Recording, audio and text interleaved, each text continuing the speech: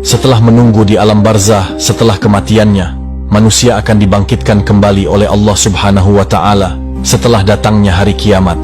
Usai dibangkitkan dari kematian, seluruh umat manusia mulai dari manusia pertama, Nabi Adam alaihissalam, sampai ke manusia terakhir yang dibinasakan di hari kiamat, akan dikumpulkan Allah Subhanahu wa Ta'ala di suatu tempat yang terbentang luas yang disebut dengan Padang Mahsyar.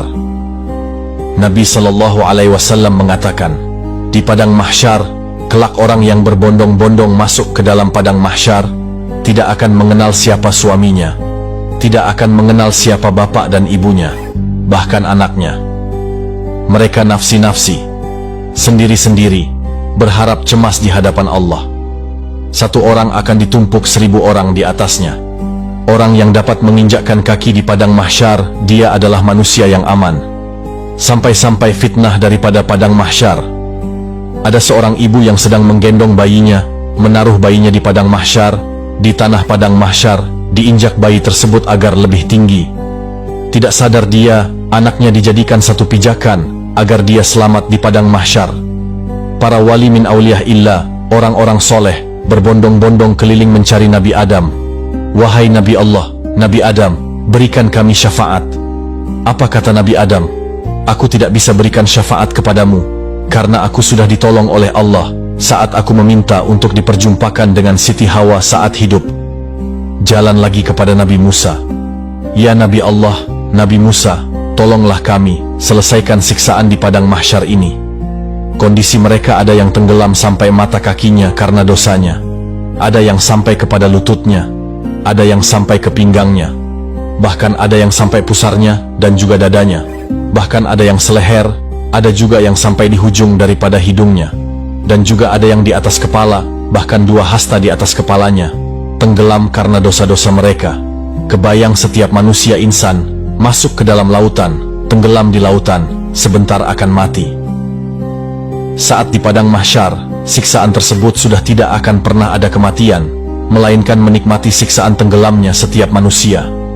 Sudah tidak akan ada lagi kematian. Saat itu kemana kita semua yang kita inginkan? Orang yang tenggelam, mereka tersiksa.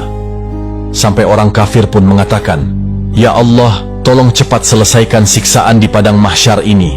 Jika kami harus masuk ke dalam neraka, maka masukkan kami secepatnya ke dalam neraka.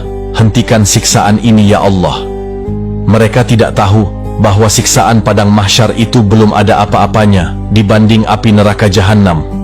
Orang-orang kafir semua, tidak ada yang sanggup melaksanakan siksaan Padang Mahsyar itu dan memohon agar siksaan di Padang Mahsyar segera dihentikan. Lalu orang-orang akan sampai kepada Nabi Musa. Nabi Musa lalu berkata, Aku tidak dapat menolong kalian karena aku telah diberikan syafaat oleh Allah, menyelamatkan umatku saat dikejar-kejar oleh orang-orang Fir'aun. Coba engkau ke Nabi Ibrahim. Berangkat ke Nabi Ibrahim. Ya Nabi Allah Ibrahim, engkau adalah Khalil Allah. Sampaikan kepada Allah, selesaikan Padang Mahsyar ini. Apa kata Nabi Ibrahim? Aku tidak dapat memberikan syafaat kepada kalian, karena aku telah ditolong oleh Allah saat aku dimasukkan ke dalam api Raja Namrud. Nafsi-nafsi, nafsi-nafsi, sendiri-sendiri, sendiri-sendiri. Silahkan engkau kepada Nabi Isa. Sampai ke Nabi Isa. Ya Nabi Allah, Isa, engkau adalah ruh Allah. Sampaikanlah kepada Allah agar berikan syafaat kepada kami. Selesaikan siksaan Padang Mahsyar ini. Apa jawaban Nabi Isa? Nafsi-nafsi, nafsi-nafsi. Aku tidak dapat menolong kalian karena Allah telah memberikan pertolongan kepada aku sampai aku diangkat ke langit kedua. Pergilah engkau kepada Nabi Muhammad sallallahu alaihi wasallam. Dia adalah kekasih Allah. Lalu berbondong-bondonglah para aulia datang kepada Nabi sallallahu alaihi wasallam. Ya Rasulullah, berikanlah kami syafaat. Sebelum orang-orang tersebut berbondong-bondong datang kepada Nabi, Nabi sallallahu alaihi wasallam sudah melihat mereka akan datang kepada Nabi. Nabi berjumpa dengan Allah. Nabi sujud kepada Allah. Ya Muhammad, angkat kepalamu. Tidak lagi ada yang beribadah di Padang Mahsyar ini. Nabi Muhammad mengangkat kepala, lalu sujud lagi di hadapan Allah. Wahai kekasihku, angkat kepalamu. Sudah tidak ada lagi yang beribadah di Padang Mahsyar ini. Tetap Nabi mengangkat kepala lalu sujud lagi kepada Allah. Sampai terakhir, apa yang kau inginkan wahai kekasihku.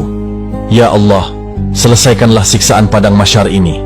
Biarkan mereka, masukkan mereka ke mizan penimbangan amal baik, amal buruk mereka. Ya Muhammad, engkau meminta tanpa sujud kepada aku akan memberikan apa yang kau inginkan.